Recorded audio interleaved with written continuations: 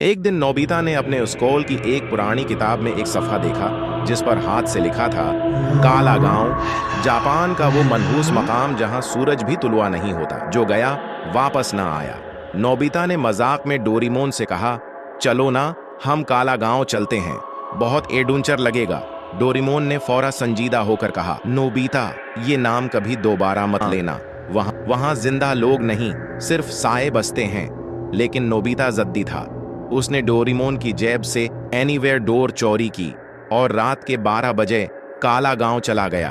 सुबह होते ही डोरेमोन को नोबिता की गैर मौजूदगी का पता चला। उसने टाइम रिकॉर्डर से देखा, नोबिता वाकई काला गांव गया था। जब डोरेमोन वहां पहुंचा, गांव में अजीब खामोशी थी। न हुआ न परिंदे, सिर्फ हर घर के दरवाजे पर काले हाथों के निशान। डोरेमोन ने एक घर के अंदर झांका। अंदर फर्श पर खून से लिखा था, एक बार जो साया तुझे देख ले वो तुझे अपने अंदर कैद कर लेता है। डोरेमोन पीछे हटने ही वाला था कि उसे एक दरख्त के नीचे नोबिता दिखाई दिया। जमीन पर बैठा, मुसलसल हंस रहा था, आंखें खाली और चेहरा सूजा हुआ। नोबिता, डोरेमोन ने चीख कर कहा। नोबिता ने आहिस्ता आहिस्ता सर उठाया और सिर्फ इतना बोला, मैं नोबिता नहीं हूँ, अब वो तुम्हें चाहता है। अचानक नोबिता की गर्दन उल्टी घूम गई और उसकी आंखें स्याह हो गई। वो तेजी से जमीन में घुसने लगा, जैसे कोई हाथ उसे नीचे खींच रहा हो। डोरेमोन ने उसे बचाने की कोशिश की, लेकिन सिर्फ नोबिता का एक जूता बचा, बाकी जिस्म गायब हो गया। डोरेमोन ने भागने की कोशिश की, लेकिन पूरा गांव एक दायरे में बदल चुका था, जिसका कोई बाहर का रास्ता नहीं था। हर तरफ आईने थे और हर आईने में नोबिता की एक नई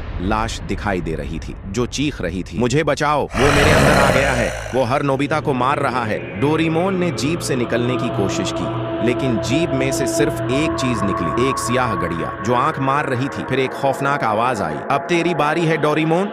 और अचानक पूरी जमीन फुट, साए निकलने लगे।